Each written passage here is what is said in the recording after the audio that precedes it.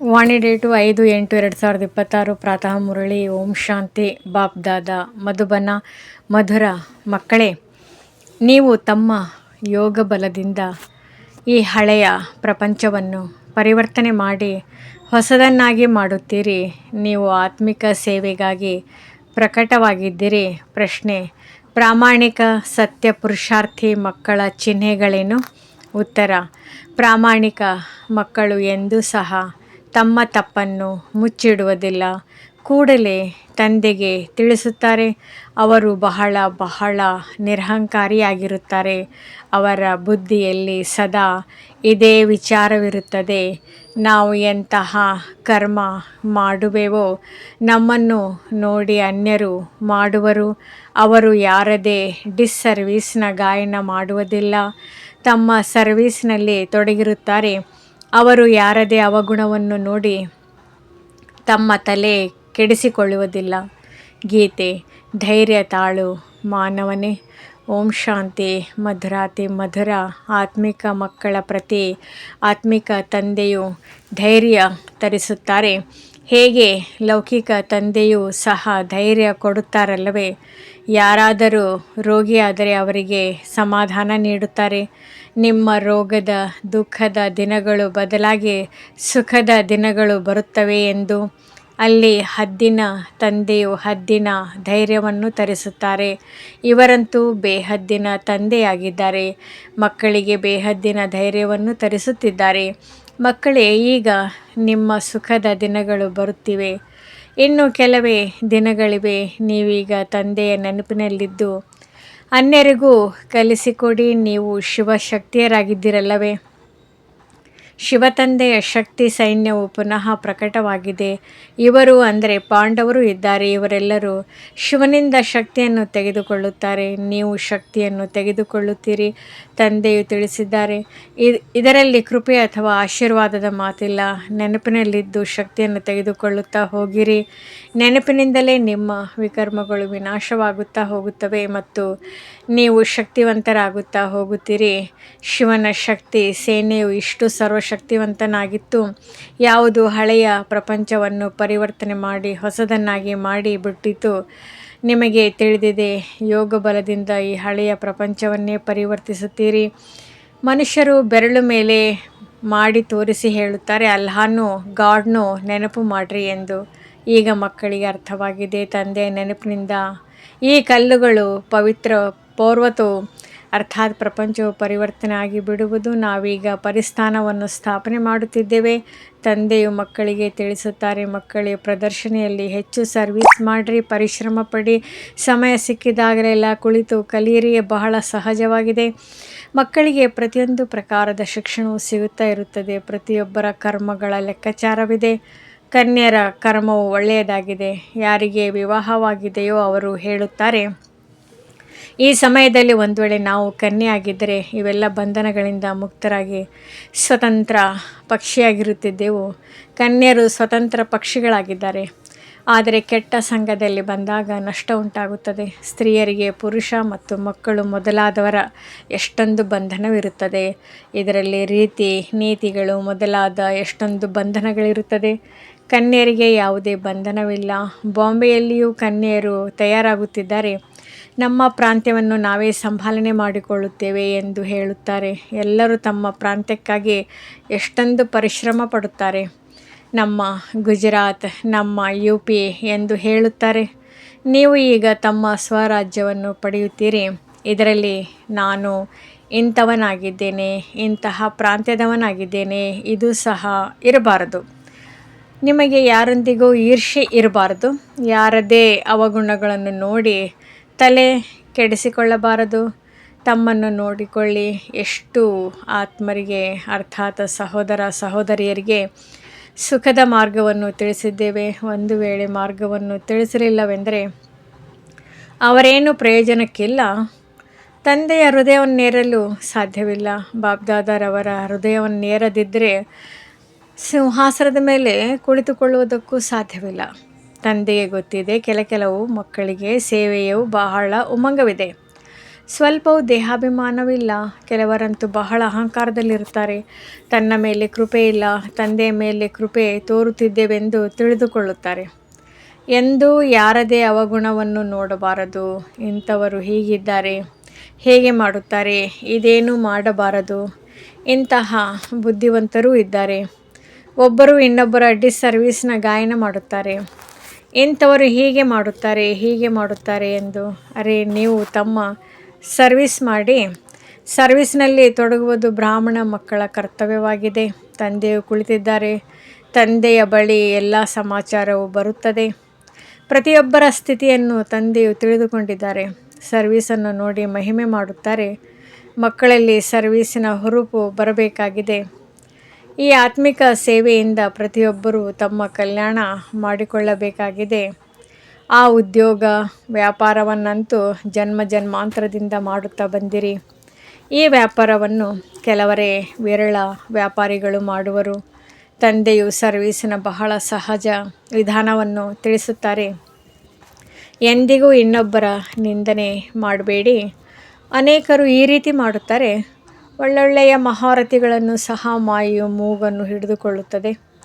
ತಂದೆಯನ್ನು ನೆನಪು ಮಾಡದಿದ್ದರೆ ಮಾಯೆಯು ಹಿಡಿದುಕೊಳ್ಳುವುದು. ತಂದೆಯು ಹೇಳುತ್ತಾರಲ್ಲವೇ, ನಾನು ಸಾಧಾರಣ ತನುವಿನಲ್ಲಿ ಬಂದಿರುವುದನ್ನು ನೋಡಿ ನನ್ನನ್ನು ಗುರುತಿಸುವುದಿಲ್ಲ.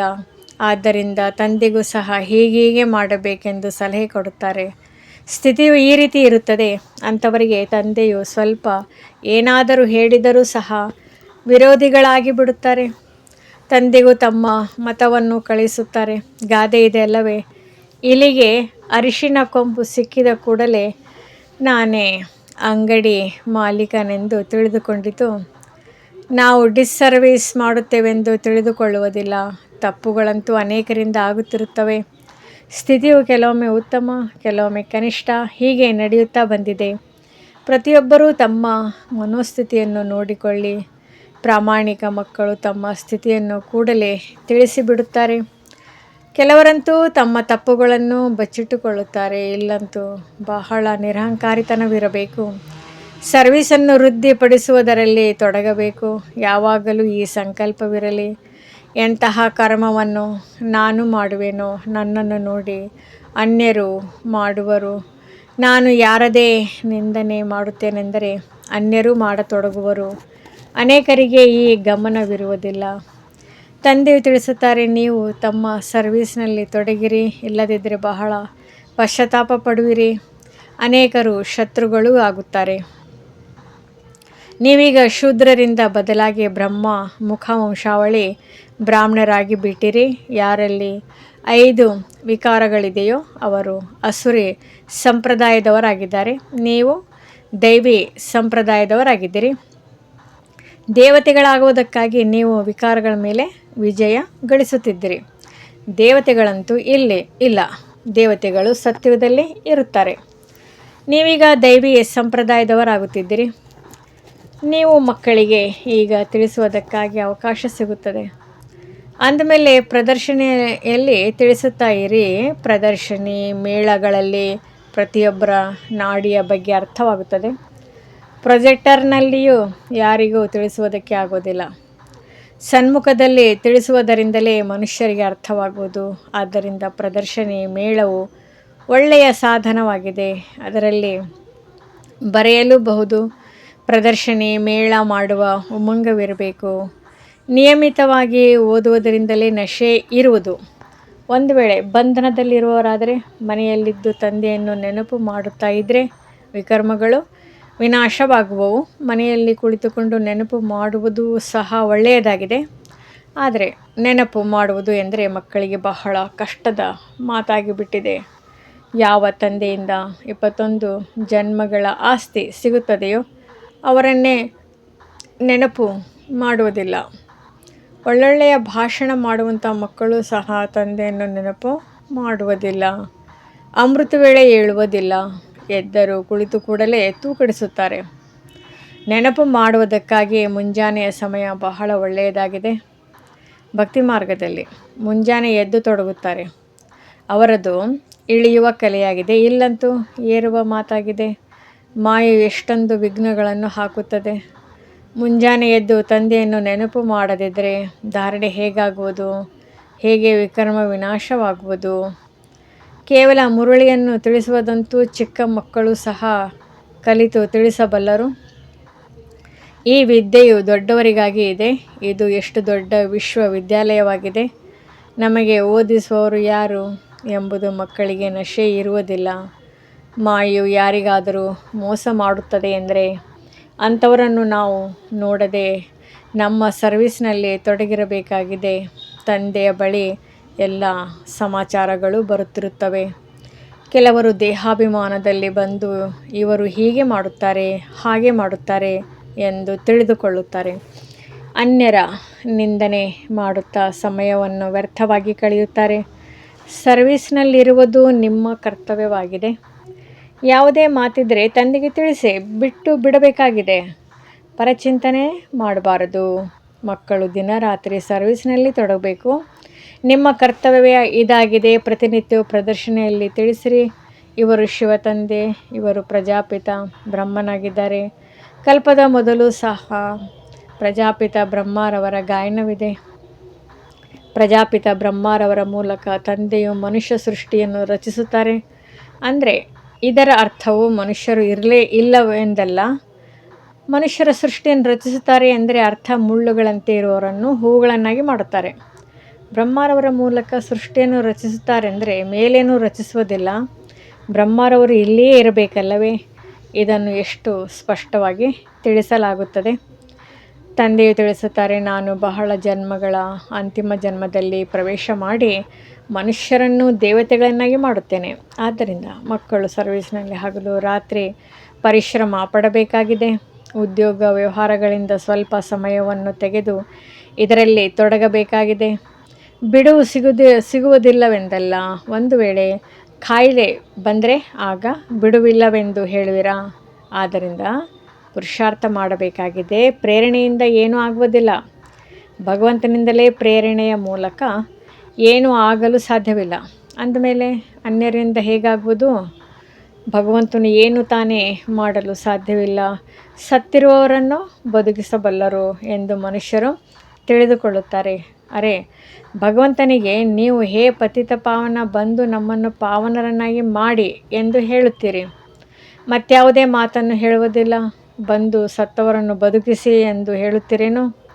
ಅವರು ಪತಿತ ಪಾವನನಾಗಿದ್ದರೆ ಭಾರತವು ಪಾವನವಾಗಿತ್ತಲ್ಲವೇ?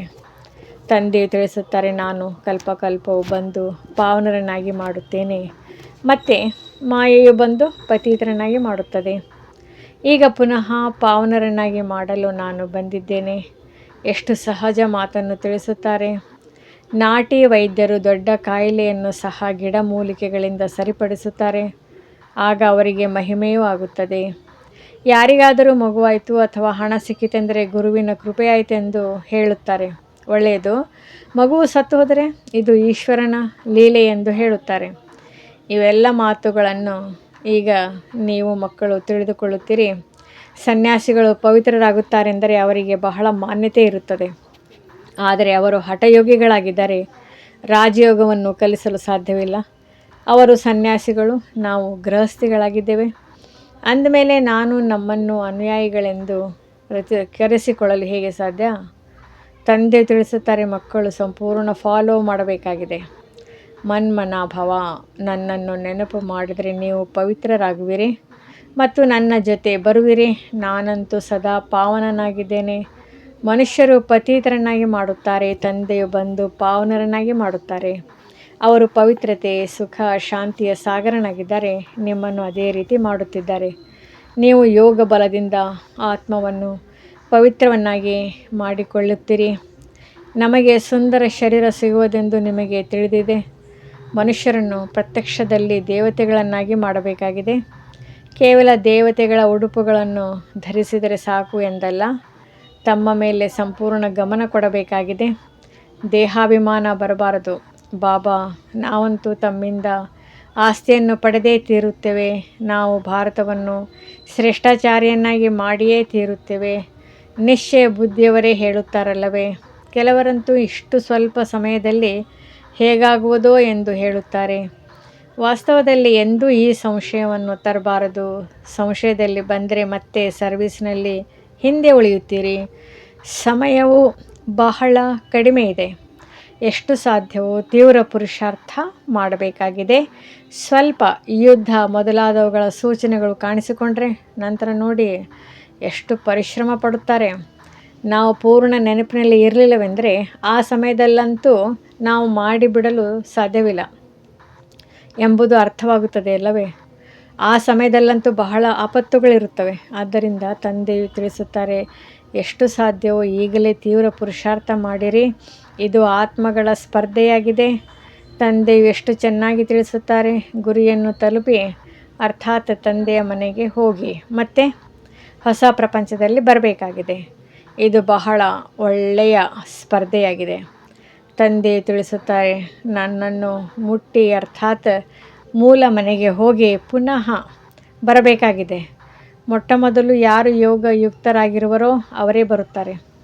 ನಾವು ಮುಕ್ತಿಧಾಮಕ್ಕೆ ಹೋಗಬೇಕೆಂದು ಬಯಸುತ್ತಾರೆ.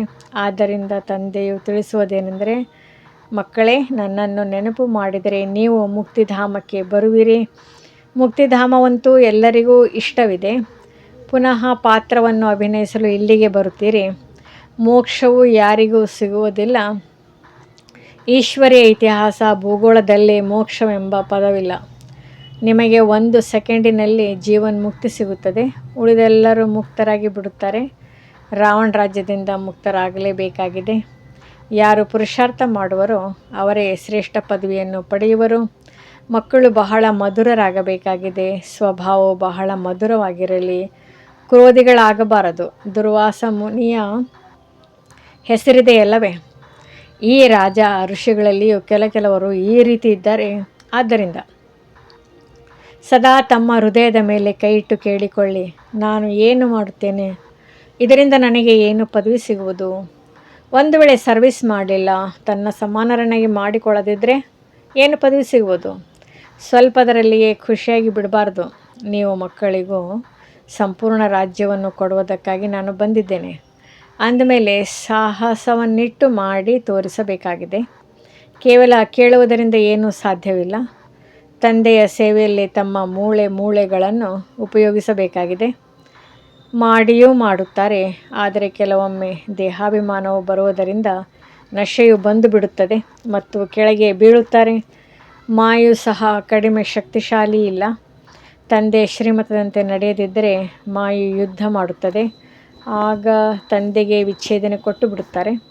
ತಂದೆಯು ಸುಖಧಾಮದ ಮಾಲೀಕರನ್ನಾಗಿ ಮಾಡುತ್ತಾರೆ. ಅಂದಮೇಲೆ ತಮ್ಮ ಮೇಲೆ ದಯೆ ಬರಬೇಕು. ತಂದೆಯು ಬಹಳ ಸಹಜವಾದ ಸೂಚನೆ ನೀಡುತ್ತಾರೆ. ಮಾಯೆಯ ಬಿರುಗಾಳಿಗಳಂತೂ ಬಹಳ ಬರುತ್ತವೆ. ಆದರೆ ಮಹಾವೀರರಾಗಬೇಕಾಗಿದೆ. ಒಳ್ಳೆಯದು. ಮಧುರಾತಿ ಮಧುರ ಅಗಲಿ ಹೋಗಿ ಮರಳಿ ಸಿಕ್ಕಿರುವ ಮಕ್ಕಳ ಪ್ರತಿ ಮಾತಾಪಿತಾ ಬಾಬ್ದಾದಾರವರ ನೆನಪು, ಪ್ರೀತಿ ಹಾಗೂ ಸುಪ್ರಭಾತ. ಆತ್ಮಿಕ ಮಕ್ಕಳಿಗೆ ಆತ್ಮಿಕ ತಂದೆಯ ನಮಸ್ತೆ. ಧಾರಣೆಗಾಗಿ ಮುಖ್ಯ ಸಾರ. ಸರ್ವೀಸಿನ ಉಮಂಗವನ್ನು ಇಟ್ಟುಕೊಂಡು ತಮ್ಮ ಹಾಗೂ ಅನ್ಯರ ಕಲ್ಯಾಣ ಮಾಡಬೇಕಾಗಿದೆ. ಯಾರದೇ ಡಿಸ್ಸರ್ವೀಸ್ನ ಗಾಯನ ಮಾಡಬಾರದು.